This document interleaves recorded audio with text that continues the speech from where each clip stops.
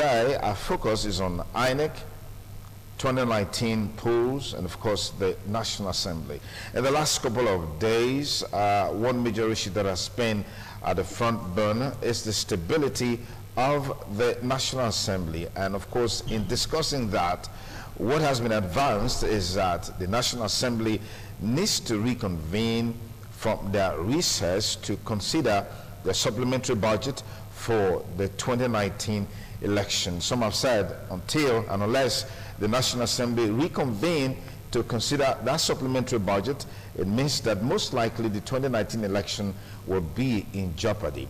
But if the events of yesterday and maybe the day before are anything to go by, perhaps those who probably sold us that as a big issue had something up their sleeves, because as we speak, yesterday the Senate session and of course the House of Representatives session with the Inec team took place, where the supplementary budget was considered, and of course questions were being asked. We'll be looking at all of that in the next 1 hour or thereabout as we talk about the issues that relates to Inec and the successful conduct of the 2019 election, as well as stability in the National Assembly.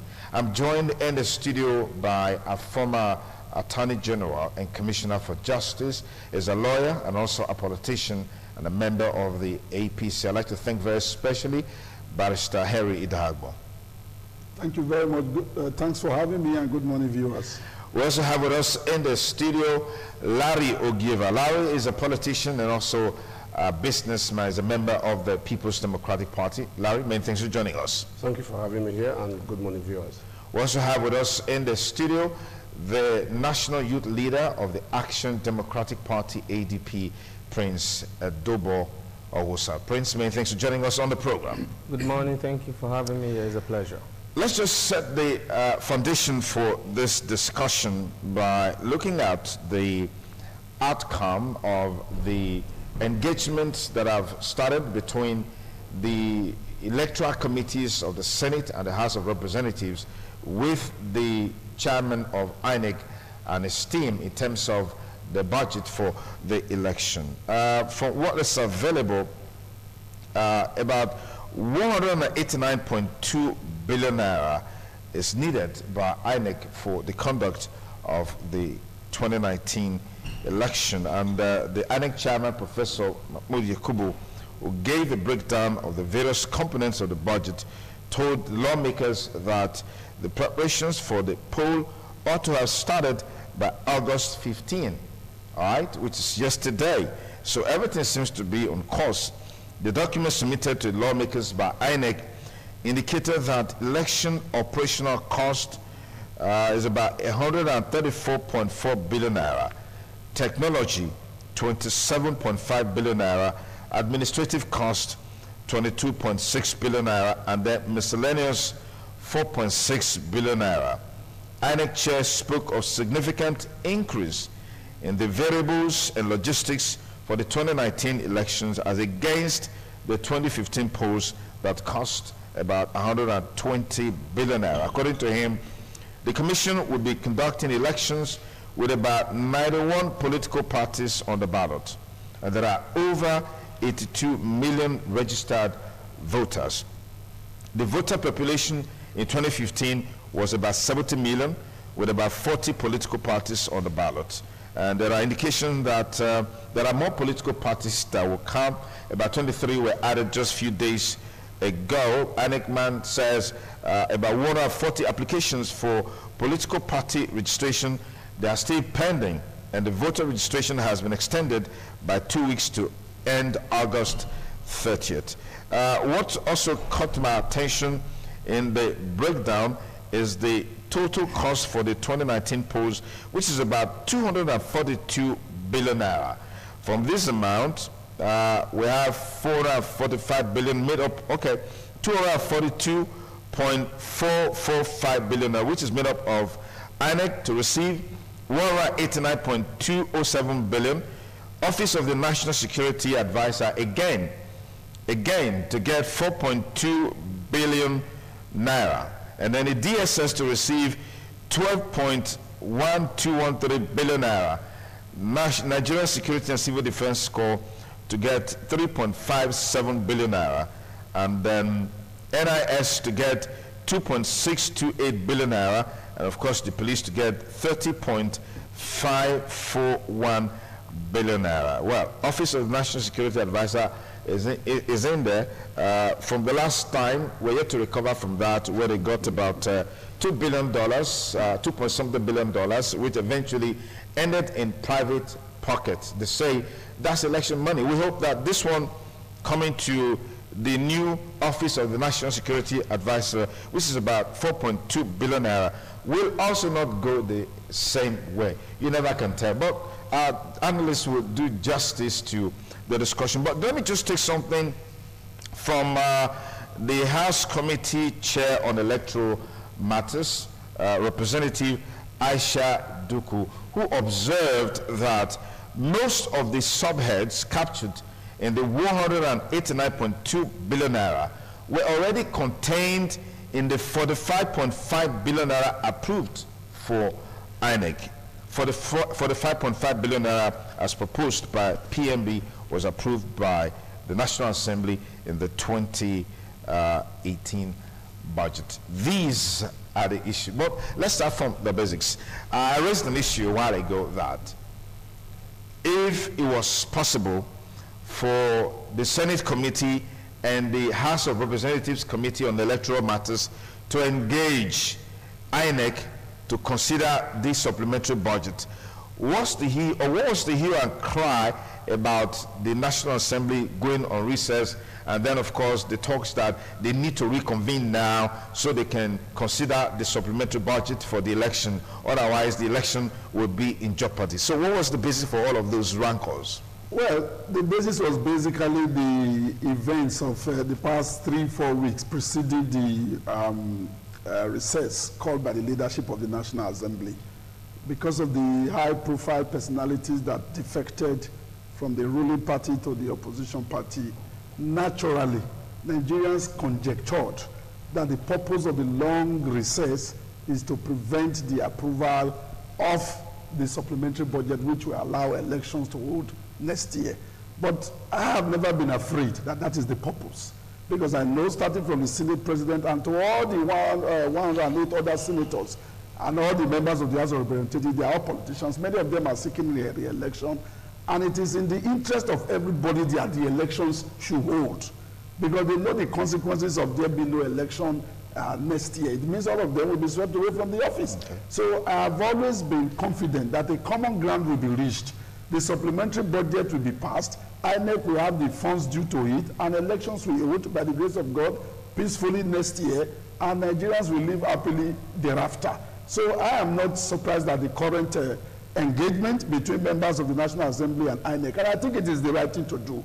After they do this engagement outside of Parliament, by the time Parliament reconvenes, they can pass the supplementary budget in a day or two, because all the nitty-gritty job that needs to be done, the crossing of the T's and the dotting of the I's, would have been done outside of Parliament. So this is positive engagement for our polity, and I think it should be applauded by all reasonable persons in this country. All right, Larry Ogeva, INEC chairman says the actual preparation for the election was proposed to start August 15. So those who advanced the recess by the National Assembly to be a plot to ensure that the current government's effort is sabotaged in conducting a peaceful, credible election. What do you have to say about that? Well, like we are seeing a different opinion now. We are seeing that those doomsday prophets has been put to shame, because I cannot imagine the National Assembly deliberately trying to thwart the 2019 election. So the idea that they went on break just to sabotage the efforts of INEC and the presidency was, as a matter of fact, trying to heat up the polity and, create unnecessary tension and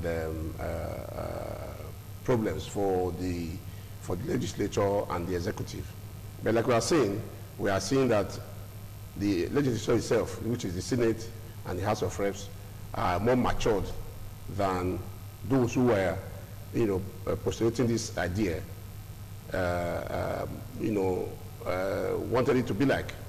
So the situation, I can say, and I would say, is under serious control. So there is no problem. Okay, Prince, let me get your thoughts on some of the latest things coming out from the National Assembly as it relates to the conduct of the 2019 election, based on what's available, different from what was the major issue last week. What are your thoughts? Very quickly, we would like to say that if we cannot ascertain where we're coming from, we will not be able to ascertain where we're going to. The first matter on ground is what led to the recess of the National Assembly. It was the onslaught on the leadership of the House. And it was never anything, it had nothing to do with the legislation on the budget to be presented by Inec in the first place. And the National Assembly at no point in time ever said that they are going on recess is going to negate legislation on issues that borders on national affairs. And that's why the various committees were set up, put in place to look into these issues. And very quickly, that happened yesterday. Yeah. So I think our thoughts on this matter should not be digressed. Why did the National Assembly in the first place go on recess? And why, as a matter of fact, people began to come up with so many stories as to the recess being an issue to legislation on national affairs. Okay. So my take on this matter is that Nigerians at this point in time must begin to rise up and look at the matters on ground and see how we address this issue straight sensu. Okay. This is my view. Thank you. All right, Ambassador Hagmo. Yeah, the real core issue right now is the leadership at the National Assembly, particularly at the Senate. Some say this is supposed to be an eternal affair, which has to do with the decision by members of the National Assembly, just now the Senate. And whatever is done there is within the ambit of those who are members of the National Assembly. But there's a feeling that by virtue of the defection, there must be a leadership change in the National Assembly. Is this appropriate? Is this in order? No, I don't agree with it. The first part of your question, I answer in the positive. Every senator is elected as a senator to represent a senatorial district. No senator is elected as Senate President or Deputy Senate President. The Senate President becomes a primus inter pares by virtue of the election by members of the Senate. You and I do not have any right to interfere or to dictate or to tell the senators who should be their Senate President. Of course, yes, as an APC person, it's unfortunate that Saraki defected, and in the language of our national chairman, with our crown. But that is the reality of politics. He has defected, he's now in the opposition party, and unless and until the senators, two-thirds majority of the senators says he's no longer the Senate President, he remains the Senate President. There are two schools of thought, even amongst lawyers. Forget what political commentators and armchair lawyers are talking on the internet, on the conditions for the removal of a Senate President. The Constitution is clear, Section 52C, and there have been decided cases. It is two-thirds majority of the entire membership of the Senate, not two-thirds majority of members of the Senate sitting in a quorum. Okay. Because if you say it is the quorum of the Senate, then one political party, because today it could be my party, tomorrow it could be the other party. Then members of the political party could sit and they constitute a quorum and then they change the leadership of the Senate. That could not be what is envisaged by the Constitution. So unless or until there are 73 members, I think, constitute two-thirds majority of the senators, Saraki will not be removed. And I don't see why my party should worry over that. The reality on ground is the Senate President, he has left our party. Let us walk towards the February elections, that the grace of God will win again and he will regret his actions. Okay. Instead of dissipating energy in trying to remove him and trying to get senators to remove him. If it is the wish of the senator that remain as the president, so be it. For me, he's never really been an asset to the party. So I don't think we will miss him.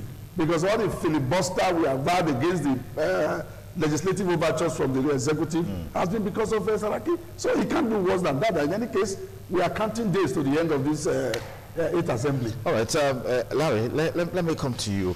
What do you make of the comments, statements being made as to Saraki's status in the National Assembly? I mean, people have talked about crowns taken that must be returned, like Barrister Idagmo mentioned a while ago. I wouldn't know if the National Assembly has become a palace or a kingdom where crowns are given and then are taken. So let's get your thoughts on that, Larry. It is quite unfortunate when those who are supposed to know, do not show intelligence when they are presenting issues. My brother Barrister Idagmo just said it's a figurative expression.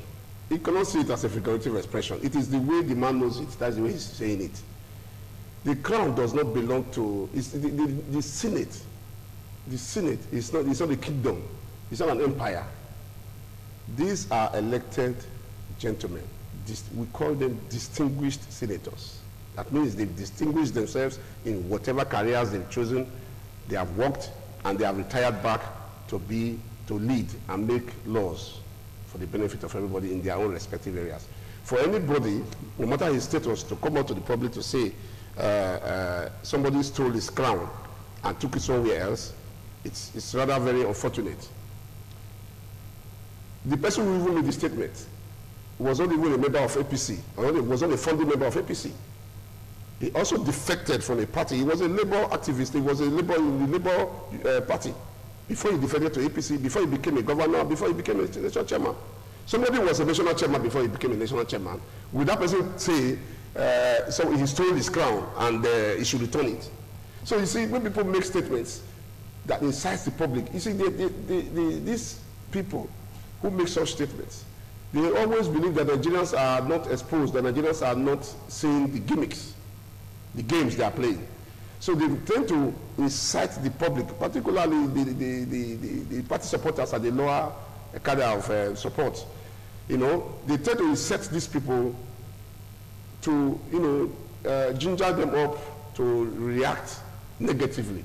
Because the word taking my crown, if you say you took my crown, somebody hears it. You see, Nicola Machiavelli said, you can take anything from a man. When you take his property, his land, he will never forgive you. He will pass it from generation to generation. This land belongs to me. He will pass it to his son. This land belongs to me. This man, the other man took it away. The son, if he cannot get his land back, will tell his children. It will become a generational thing. So he knew what he was directly doing, that Saraki took our crown, and therefore he must get it back. So every APC supporter should go after him to get the crown back. And that is an incitement. It is very dangerous in our democracy. That statement is an incitement. It is not supposed to come out from the national chairman of a party like APC. Okay. All right, Prince, where do you think we're getting it wrong with this whole issue surrounding leadership change in the National Assembly? Where do you think we are getting it wrong? Very quickly, we're getting it wrong because we feel that the issues of the legislature has to do with political party affairs. The legislature is an arm of government that has been enacted by law. And as such, the issues of the legislature should be settled in the legislature. The leadership of political parties should please endeavor to stay away from the issues of the legislature. When they begin to meddle into these affairs, at that point we begin to get it wrong. Like my brother just said, Larry Ogeva, that somebody in the status of the national chairman of the APC should be able to guide utterances he makes in the public, because you have become a national figure at this point. Whatever you say goes a long way, farther than you think the people will take it. And so I think at this point we should begin to distinctively stay away from things that doesn't concern us as a political party. And as we begin to do that, I think we'll begin to get it right. The legislature as it is answers to what? To the Nigerian citizenry, not to the political party. Though on a different sphere, they do answer to their party, but that is when they fall back to their political party as a partisan politician. But at the point when they represent the citizenry as legislators of the Federal Republic of Nigeria, then their accountability is to the people and to the Nigeria as a nation. So this is the point I think we're beginning to get it wrong. Like the crown and the crown and the house issue on the issues of honor should drop it. These are matters that have been laid to rest by the provisos of the Constitution. A Senate president is elected, but two-thirds majority can only be removed. And so let that matter rest at that level. And not meddle into it by calling press conferences, addressing the nation on that ground. So I think that people in leadership should be responsible for what they say and they should guide their utterances. That is my submission on this matter. All right, thank you. Mr. Dagwan, just before we also lay this matter to rest, yes. Do you think it's possible for this Saraki must go, as some people call it, as some people say it, is something that will come to an end in the build up to the 2019 election, based on the comments, based on the action, inaction, and the body language of some of your party stalwarts? Well, let me say that I vehemently disagree with the position canvassed by the national youth leader that elected legislature, they are responsible to Nigerians and not to their politics. No, he said they are responsible to Nigerians, yes, and in some certain sense to their political party. In all senses, yes, they are responsible to their political party. They are sponsored by their political party. They are in the legislature on the platform of a political party. There is no independent candidacy in this country. Okay. In some other countries where you have independent candidacy, of course you are independent. You are beholden to nobody.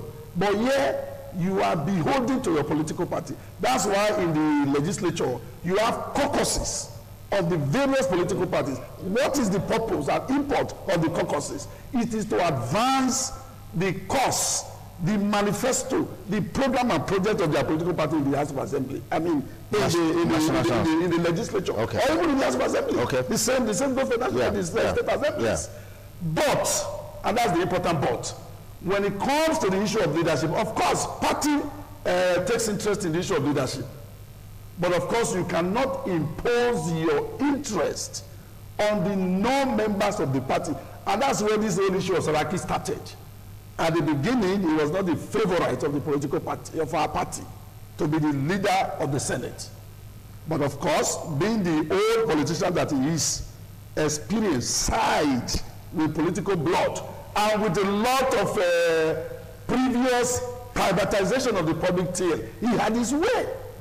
At that level, I've said it on the program I had with you here, that if I were the party leadership at that time, we let it go, we cut him. But instead of cutting him, the party kept on antagonizing him. And the more he was antagonized, the more he drifted away from the leadership of the party. The party can have an opinion on who becomes the leader of the legislature. But it is for members of the legislature to either go with their party or not to go with their party. If, for example, it's a ground now, whether some of them will get a return ticket of their party or not, it is a ground. If you have not been loyal to the party, you have not been carrying out the instructions of the party, you may not get the party ticket. And if you don't get the party ticket, of course there are 1,001 political parties, but you may go to any other political party. They don't have the structure in your state or your secretarial district. Of course, you know it's a fait accompli. You are not going to win. Yeah. So for me, the only point I will agree with them, we should not make it an issue. We should not make it an issue. So are you saying it's coming to an end? Naturally, every day in this country is 1 week, one news.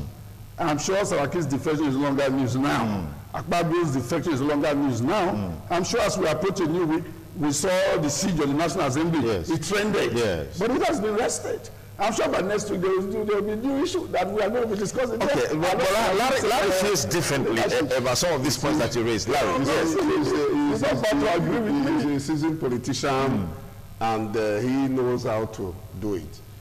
First of all, I beg to digress from his opinion that the senators are loyal, should be loyal to their party.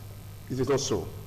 You see, when the senators were voted, it is not only the party members that voted for them, it is also, there were people also who does not belong to parties, who are in other side of who are in other parties that voted them into power. 1.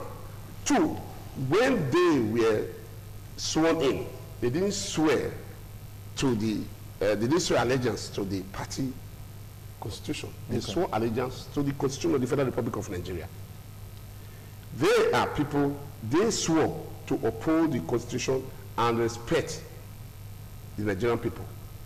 They are there to serve Nigerians, not to party. Therefore, if you are in the Senate as a senator, and your allegiance is still to not to your people that voted you to power, but to your party, then you don't have anything doing there.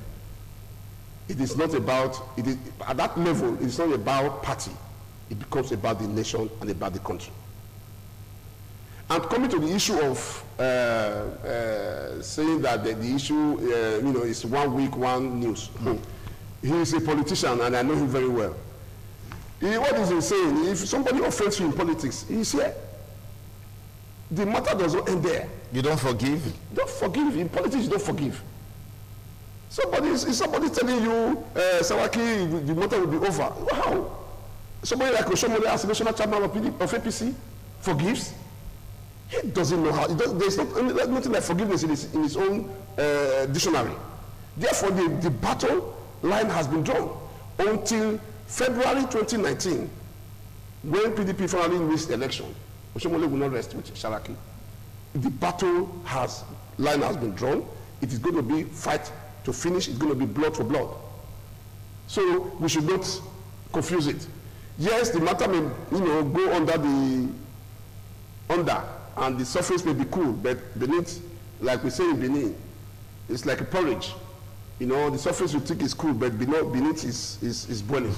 So we should not confuse it, because at the time this matter, it will not end. It is going to be a continuous battle until the APC chairman and his cohorts get what they want. They don't care. If they really care, how would somebody, send the police first to block the House of the Senate President and the Vice President of the Senate? You did that, it failed. You go the second time, block the Senate of the Federal Republic of Nigeria with SSS, and you are saying it's going to be over. Even if Oshomole forgives, you think Saraki will now say, okay, let bygone be bygone. So it is a battle line that has been drawn until whoever, both sides finally wins and say, yes, I am now in control of that. I won this battle. Yeah. Nobody gives up. Is it possible even after winning, the battle may still continue? It's a life battle. All right, let me get please your thoughts on this. Is this likely going to end, or like they say, is part of the politicking and the activities around in 2019 election? Yeah. I would like to quickly want to throw light on what my co-committee said, as Barrister Henry Dagbo, when he said, was quoting the Constitution. Yes, with regards to the Constitution, a man is elected on the platform of a political party into the legislature. But when the very minute he gets into the legislature, legislative businesses is now a matter of law. And the political party, as it is, has their own manifesto, and they have the right to call their legislators and say, this is our manifesto, and we want you to further the course of this manifesto in your course of legislation in the House. Yes, that is where they become responsible, or how they become responsible to their political parties. But when political parties, because they feel they are in power, now openly come out and want to now enforce their will on the affairs of governance, it becomes wrong in its entirety. And this is my point, that why would somebody, taking for example, a clear example, the national chairman of the APC, come before the media, addresses the public and say Saraki must go? It is not done. Even if you want to do this, there are ways the party can do this. That's why we believe in party supremacy as one of the conjectures to strengthen our democracy.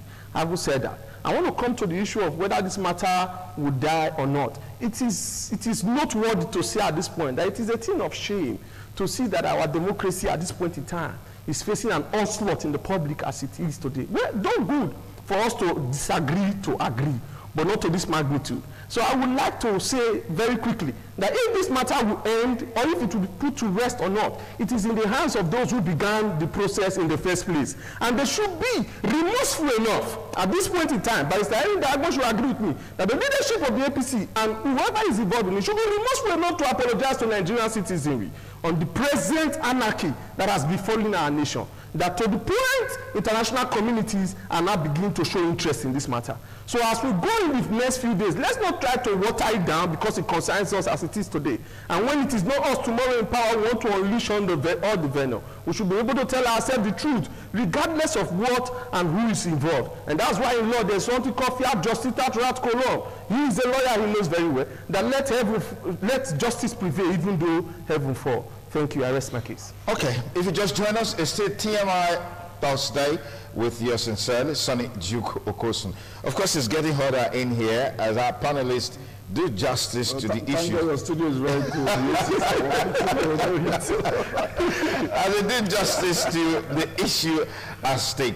Now, Barrister Dagbo, Yes. the onus is on Inec to live up to the expectations of Nigerians in terms of conducting a free, fair, and credible elections. But we know that that's more or less like a general statement, or that's the ideal. But there are concerns about the influence of the political party. Like it's always the case within the context of Nigerian politics. The party in charge seems to always have its way when it comes to an election. I mean, take a cue from the by-elections that took place last Saturday. It all went the way of the ruling party, except the one in Cross River State or so, River State, where the opposition party won. So, in our opinion, what are your expectations in terms of agenda setting for INEC for us to have a free, fair, credible election that will be widely acclaimed to be such? I'd like to get your thoughts. Yeah, let me start by saying there is nothing that my party should apologize for about what has happened at the National Assembly. What has happened there is the normal process. We are still learning. The legislature is the youngest arm of government in this country. So you're talking about the siege on the National Assembly. The siege of the National Assembly, the person responsible for it has been booted out of office. Who should take responsibility? The person who is the director, the director of the DSS. Who answerable to who? Answerable to the presidency. For which party? The party, of course, the president is an APC man. Okay. Who gave instruction? Okay, no. Let's take it one at a time. Let's take it one at a time. No, in 2015, the DSS, under his party, stormed the National Assembly, prevented Tambuwal, who was speaker from entering the National Assembly. We saw them with Agbada climbing the fence. Oh, yes. Was he removed? Oh, yes. Marilyn Oda became the spokesperson for the party then. I was a member of the party. Yeah. I was a member of the National Executive. So let's not go there. When something, I remain objective. Yeah. When something is wrong, I condemn it. Yeah. The DSS now had the madness, the effrontery to send wounded and marksmen to the National Assembly. Instead of sending them to go after S-men, after Boko Haram, after terrorists, after armed robbers and kidnappers. And the acting president responded. That is the way it's done anywhere in the world, be it in the US, be it in any European country. When a high government official commits any wrong, you put him out of. And the man was removed on that day. In fact, from what we had in the press, he was even detained for days. What else do you want to be done? You want him to be summarily executed? Are we in China? So the man has suffered the consequences for his wrong decision. As to conjecture, he was sent by this, those are conjectures. And a reputable media house like yours should not be avenue for parading internet stories that cannot be. Of course, you know, we don't do that. Of course, yes, that's what I'm saying. That's why I say it's a reputable media house. Yeah. Because these are conjectures. So now coming to the issue of the 2019 elections, I am positive. You see, before 2015, there was a doomsday prediction, even by America, that Nigeria will disintegrate, that a nation called Nigeria will no longer be in existence after the 2015 elections. And that is where President Jonathan earned the eternal respect of all Nigerians and even the international community. That election, based on the action of people like Orubebe, was to be truncated. For the first time in the history of our country, even before Inec formally announced the result, President Jonathan took his telephone and called President Buhari. I said, look, I concede. It has never happened before. Nigerian presidential, even councillorship candidates don't consider election. They don't. No councillorship candidate has ever considered election in this country. They will always allege that it was rigged. But President Jonathan is the first. And I have said, this media, other media, that until we conduct an election in Nigeria and an incumbent president loses and hands over to the winner, our democracy is not yet established. So with 2015 election, our democracy is established. Let nobody tell me that this is a teaching democracy. It's not about teaching. Because when it was happening in Ghana, we were using Ghana as an example. Yeah. It's not happening in Nigeria. Yeah. Jonathan was a sitting president. He conducted the election. All of us saw the writing on the wall. He was not an active. He was not an active president. More or less docile, and he lost. Coming to the elections of Saturday, the elections were held in the stronghold of the APC. Bauchi, Katsina, the president's state, Kogi, these are APC states. In fact, if we are to go by what we read in the papers, in Bauchi, women, not even men now, and I was surprised that Bauchi is a conservative northern state, that women will do what was ascribed to them. We were told that they will take their ballot paper, they will vote APC, they will kiss the paper, and they say Baba and put it in the ballot box. I was shocked to read that. The one conducted in Cross River, it was the election was done to the State House of Assembly in Cross River. Yeah. Cross River, of course, is a PDP state. It would have been abracadabra to me, political abracadabra, if you say APC won in Cross River state. Yeah. Because you see this, so it is always like that. That's why when American elections are held, you see the red states, you see the blue states. It amounts to a political upset for the red state to go blue and for blue state to go red. So it's the same thing here. We have parodied the American political system when we took the 1979 constitution from America. So we are parodying the same system with them. So in the states where the political parties are strong, they win elections. Okay. In the state where the opposition is strong, they win elections. How do you now win the general election? Is by making gains. Edo State, as of today, is an APC state. If the PDP, my brother Laredo, is able to make some gain here, then they may win if they make gain. Then let's go to a PDP state like Delta. If we are able to make some gains, then we may win. But if we don't make gains, you keep your state Delta, we keep our state Edo. Yeah. That is the way this thing is done. Okay, let me get Larry in. Some thoughts. He has really raised certain issues I want to quickly talk about. Okay. First, he said he doesn't see any reason why his party should apologize for what is the crisis and the tension the country is facing today. And he also said the person that was that did that what happened in the National Assembly has already been dismissed. First, before I go to the other topics, first, he said PDP did it and nothing happened. First, when Secondus became the chairman of PDP, he apologized to Nigerians. PDP made mistakes. He apologized and said, forgive, we have learned our lessons. Such mistakes will not repeat itself. You see, it is the height of being humble and humility to own up to your mistakes in the public and apologize. Great men do these things, but fickle-minded men will always continue at the same level they find themselves. Therefore, to say that APC has no reason to apologize to Nigerians, if not that Nigerians are very peace-loving people, as the way things are in Nigeria today, the country will have already exploded. We have been facing a serious civil war in this country today for what is happening. I was in Abuja when this is happening, and I was so scared. I said, are we facing another truncation of our democracy? It was a siege. Therefore, we should not look at it from that angle. Even if somebody, as a father, you know, somebody made mistakes. He did something wrong, something that was wrong. And you will not say, because this person did this thing wrong, and you know it was wrong what he did, you will not come and repeat the same thing and say, well, if he did it, I can do it. You see, people will learn from experience. These things happened during the time of PDP. Nigerians didn't like it.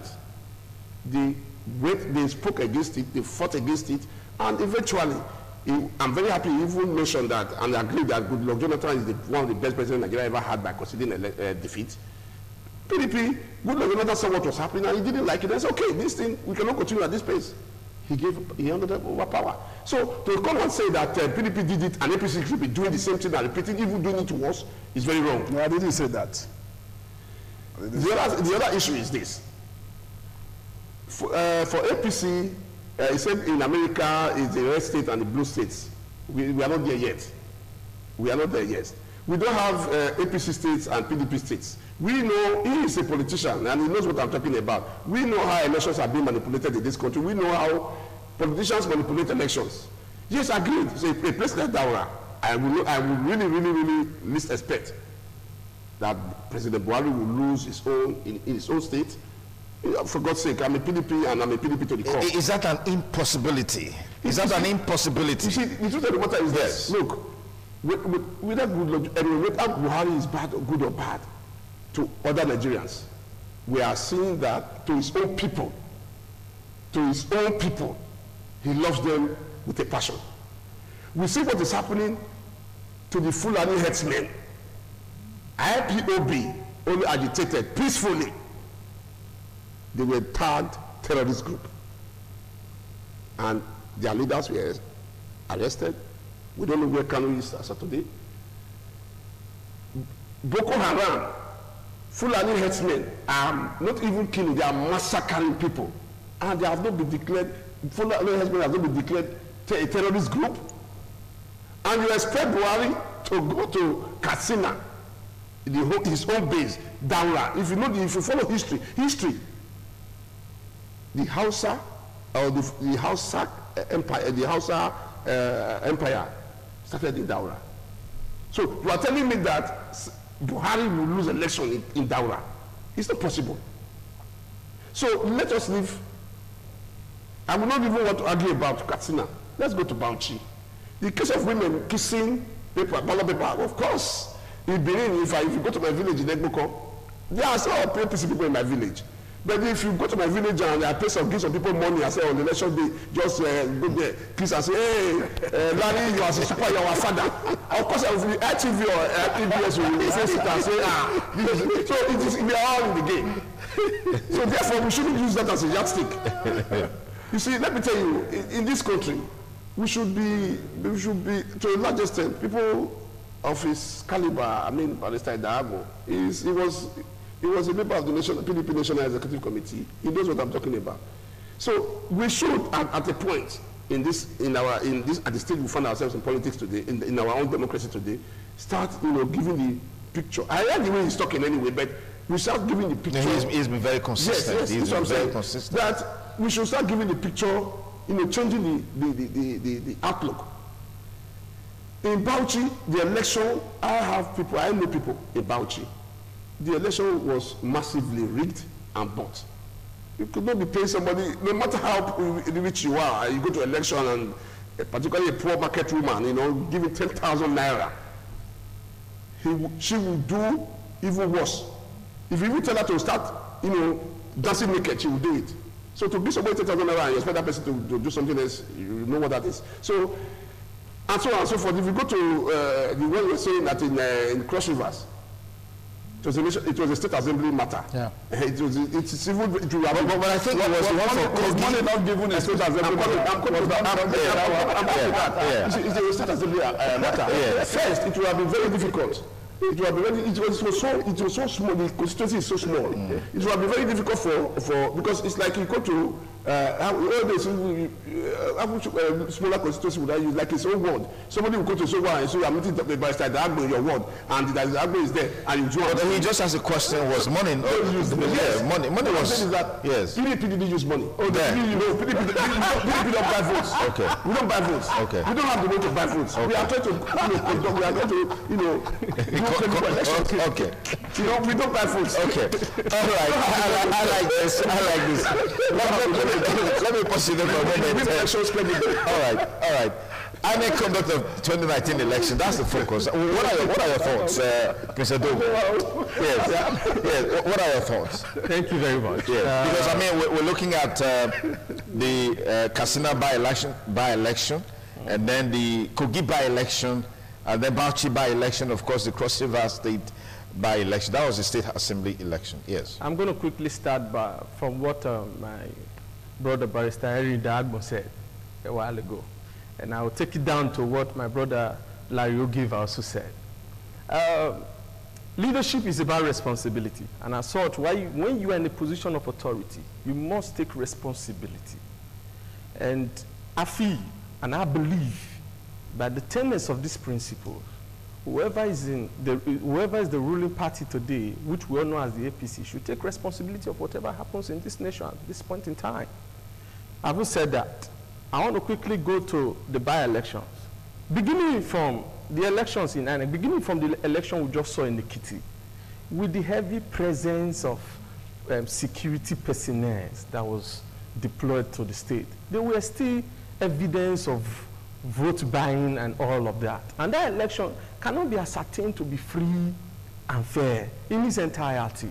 Because the true definition of democracy, while Barrister Harry Dagman was making a reference to the American state as it is today, the true definition of democracy, as prescribed by Abraham Lincoln, said that democracy is a government of the people, by the people, and from the people. And as such, the people at every point in time must be given the opportunity to allow their will to prevail. But in cases where you begin to now say, this is a PDP state, this is an APC state, the question is the APC or the PDP, the people in the state? The political party as it is today has only 4% as it is of the populace. So is that 4% those who not translate to the entire vote? The answer is no. It means most of our electionary results, what Barrister Henry Dagban was saying, and my brother Larry Ogeva, is that it is being doctored as a result of the ruling parties in those states. That we cannot begin to agree to. Now, when you were talking about the election in Daura or Katsina, it is possible for a ruling party, even if the incumbent president is from Daura, if the people decide to vote against his political party, the will of the people should be made to count. The vote should be made to count. Those votes should not be induced. It should not be coerced. That the election is taking place in Katsina, and we have the president, the incumbent president from Katsina. It's not impossible for the party to lose the election. My thought on the 2019 election is simple. We're calling on Inec to become transparent enough in this process and allow the Nigerian society votes to count. And the idea of inducing voters with money, whether it began today or it began from the PDP to the APC, I think they all have a duty. Like Barrister Henry Dagman has said, they have no reason to apologize to Nigerians. But my brother Larry said Secondus has apologized, which I agree to. No, I said no need to apologize on this issue of the siege. Please don't take it out of context. We're coming to that, Barrister Henry. We're coming to that. But the point is this. Whatever mishap we have experienced from 1999 to 2018 elections as it is today in this country, the two political parties, PDP and APC, owe it as a duty to Nigerians to apologize. And we should begin to consciously work towards having a free, fair, and transparent elections. These are my thoughts on it. Thank you very much. I said I say something. Yes, My friend and brother and I, we are old in this business.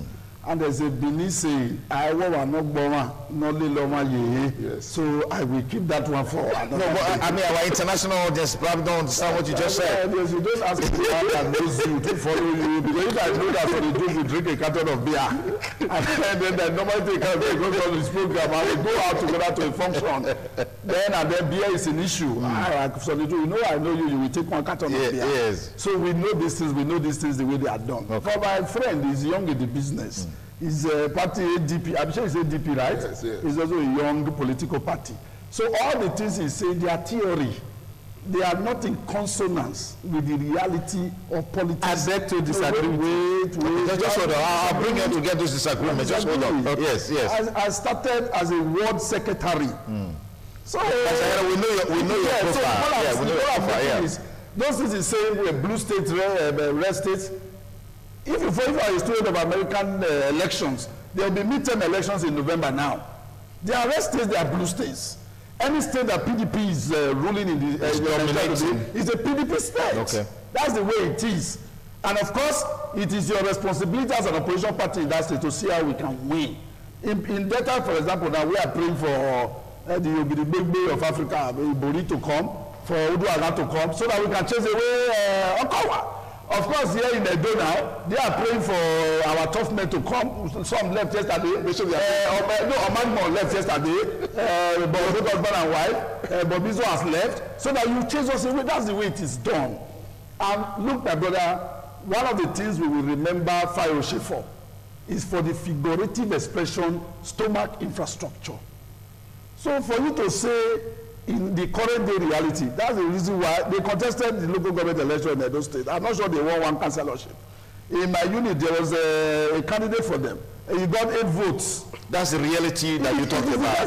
But it's not the ideal. It's not the ideal. No. Far from being the ideal. The ideal will be a situation where people will come like it is abroad. You don't declare holiday on election day abroad. You don't put it on a Saturday. It's a normal working day. I think using you as an example, the ideal is you were in ANPP. Yes. You won an election as a local government chairman, even though you had the PDP. No. Yes. My election was the first election in this democratic dispensation. Okay. There was no PDP, no APC at that time. Yes, but I won in Edo South District. I was the only person. Yeah. But the APP won only 3 in Edo State. Yeah. 1 in the south, 1 in the central, and 1 in the north. Yeah. So there was no APC, PDP then, APP, PDP then. Yeah. It was after then it became entrenched that the party in power at the state level will win the local government, which is not the ideal thing. Yeah. You can see our election, ours election remained the only local government election in this country that was conducted by National Inec. If our election had been conducted by a political party in power, I would never have won. Absolutely. So that's the ideal, and that's why I say my brother is talking about theory. Okay, let me pursue that. So what are the points of disagreement that you wanted to raise, Prince Edobo? Okay, very quickly, I think Vice Chairman Diagmo has answered himself. He has said that his election was conducted by National Inec, and that after then, the government in power subsequently now determined the outcome of local government election. So I think our participation in the last election was determined already by the government in power. So the idea of saying we have 8 votes, he had answered himself, and he has raised the question, he has answered himself, and I want to thank him for that. So I think the issue of ideology and reality, you are proving to Nigerian citizens who are viewing us at this point that you have answered as it is. All right. Let me get Larry Young. 2019 just around the corner. What are your thoughts on the key determinants of the outcome of the 2019 election? Today, papers said, many of them said the Senate President is considering running for the 2019 elections. We'll be seeing an influx of presidential aspirants to Benin City in the last couple of days. So what are your thoughts on the key determinants of the outcome of the 2019 election? You see, the major determinant of the 2019 election are just, to me, 2 categories. The first category is Inec. Inec, as it is today, if Inec is not properly reorganized, we may not have a country post-2019, because we are saying that Inec is biased. Inec has conducted elections that are highly questionable. Inec has been very, very partisan. Therefore, Inec must and should be reorganized. When you say INEC is compromised, INEC is partisan, you've not been able to substantiate that. No, you see, we just spoke, my friend just spoke about Ekiti. I didn't want to delve into the Ekiti matter because it's like you are singing the same song all over and over again. We just saw elections being conducted in Ekiti. We saw in Bauchi, we saw in Katsina. You know, these are trends that are always going in one particular direction. You see, the people should be allowed to vote. The people, INEC should not, be given undue advantage to the government in power. That is the problem we are faced in this country. That is the problem we are faced. You see, the big heavyweights that are decamping, moving from party to party, from party A to party B, or from party B to whatever, it happened in 2015, in the pre-2015 election, and it's happening now. These are trends that you will see will continue till maybe just December or thereabout, where people will be moving cross-carpeting and doing this and that. But if you look at the movements, automatically it gives you the direction where the election will go and who is going to win. One. But the second category of people that would, category of determinant yeah. is the people. Is the people. You see, our people, you know, Karl Marx once said to control the people's mind, you pauperize them. The political class, I mean the political leaders we have ever had, we have always had, has been able to make our people poor. Not only physical poverty, mental poverty. If I can go on our own, our educational system is in decay. That we don't teach our children what are supposed to be taught. We have removed so many things from the curriculum. Even in my time, my mother would always say, school, why you are not going to school. That is, my mother is not even educated, but she was, they train you, they don't train you well in school. Even now, it is even worse. That our people don't know, they are not being taught what to do the right thing at the right time. Morality has been jettisoned, has been thrown to the dogs. Therefore, our people must be educated. The voters' education must be earnest. The National Orientation Agency, Inec, I see them budgeting money for frivolities. The major money they should have budgeted, you have been to educate the electorate. The electorate should be properly trained and, you know, taught on how to vote and vote right. But what we are seeing today is a jamboree. Therefore, if the people, really, the Nigerian electorate, the Nigerian voter, you know, really decides, we are saying that we have over 80 million registered voters. Yes. Where did they come from? From people who registered. And if these people, from the situation we grow in Nigeria today, 80 million Nigerians go out to vote. We already, as a political party, if it is a free and fair election, if INEC really does what is right, if the police does what is right, and most cases, in some cases, they bring out the military. If everybody, every Nigerian take it not as my party or my friends is this, and they take it that it is about Nigeria. It is not about APC, it's not about PDP, it's about Nigeria. Let a credible candidate win. PDP did their own, and people voted them out. If we now see that APC has not done well, we have a problem of insecurity, we have a problem of hunger, we have a problem of intimidation, we have a problem of impunity reigning today. And Nigerian people are already deciding where they are going. Let the people vote count. Let the people decide. And let Nigerians defend their vote.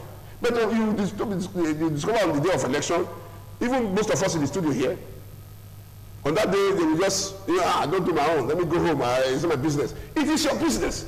Until your vote is counted, until your vote gets to the collation center, monitor to the collation center. If your polling unit, they say 12,000 people voted, and party A1 got 8,000, and the other one, they make sure that when you get to the collation center, that 8,000 to 2,000 were entered at the what collation center, at the FJ collation center, and at the state collation center, follow it to the last place. But at the time you vote and go home and start clapping and say, I voted for party A or party B, and my party will win. By the time you leave that vote for the INEC officials and for politicians, believe you me, that vote will be changed. Okay. All right. I think the point is made, and I agree with him, okay, is that now we should begin to think as patriots, as Nigerians, not as PDP that he is, or as APC that I am, or as ADP that my brother there is. And I agree with that. We should begin to think as patriots. But let me say, the 2019 election is a referendum on the personality, on the integrity of President Muhammadu Buhari. People are going to decide whether these past 3 years, yes, they may be younger, things may be more expensive, but people also know that the man came into power at the height of a global economic recession, at the point where the price of crude in the international market was very low. It sold for as low as $40. For many months. But in spite, no, for a very long time. Now it is about $60 or under $70. And we are still in the same position. Yes, because before 2015, oil sold for as much as $140 per barrel. There is no longer free money coming from Abuja. Before 2015, the currency in Abuja was either 1,000 naira bill or $100 bill. In fact, $100 became the legal tender.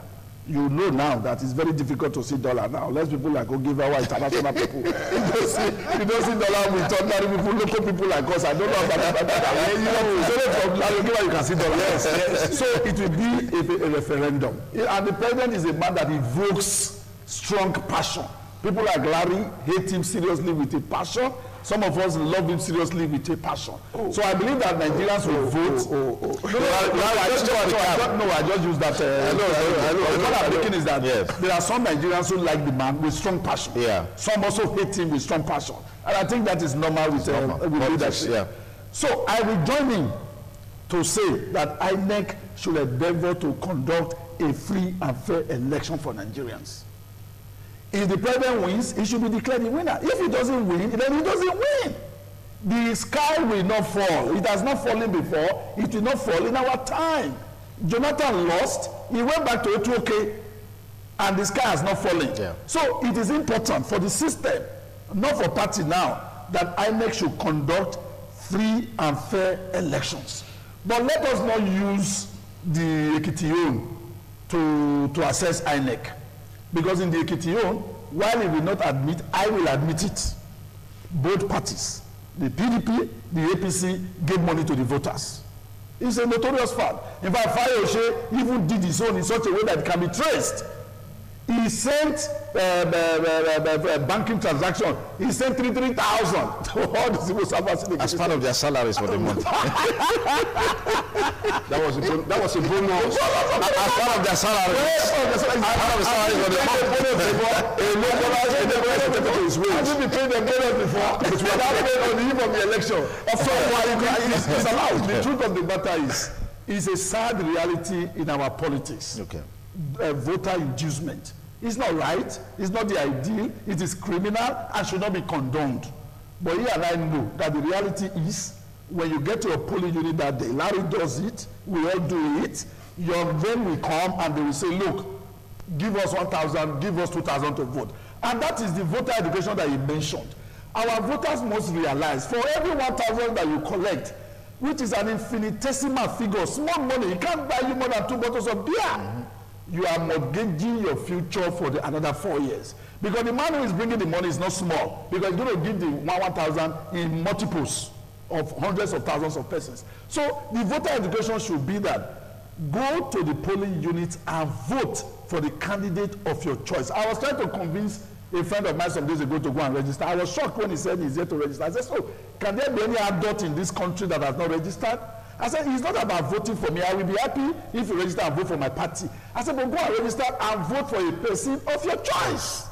Because it's very important.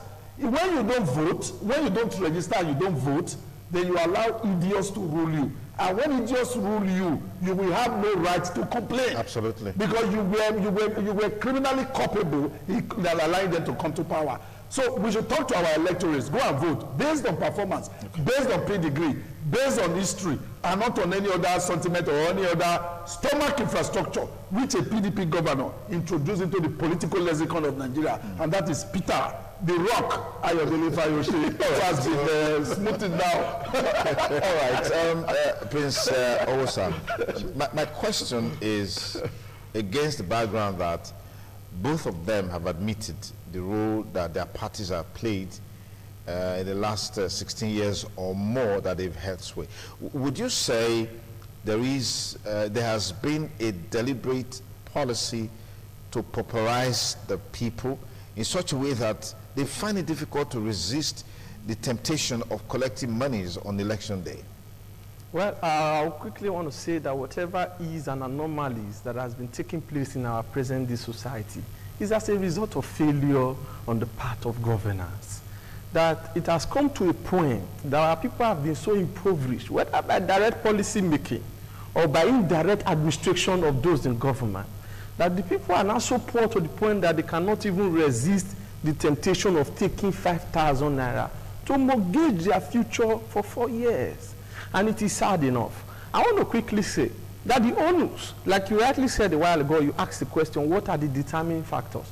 The onus rests on those in authority to ensure that the vote buying during election processes are stopped, and that the security agencies who are saddled with the responsibility of ensuring that people conduct themselves in reasonable manners on that day should checkmate these excesses during the voting of elections.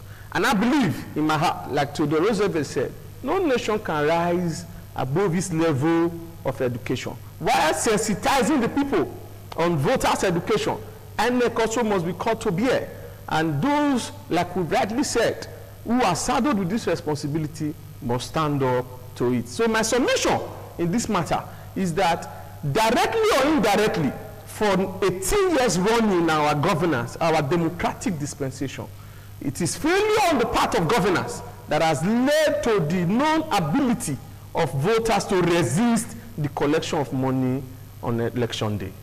Okay, and from all indications, it looks like that that is not going to come to an end so soon.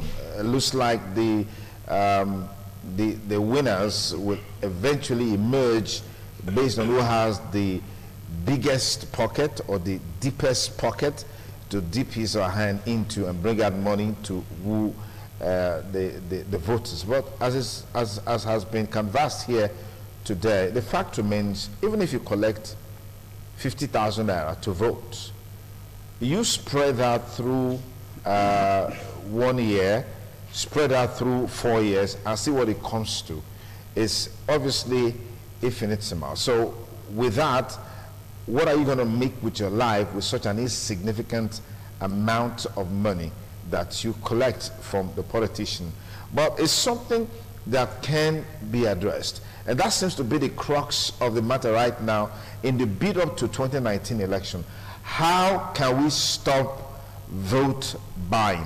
Beyond the rhetorics and the comments and analysis being given, how can we put it to practice when in our system, what has been a norm, and it seems like that's going to be for years to come, is the fact that the government of the day controls all the security apparatus which it can deploy to achieve whatever aim and objective.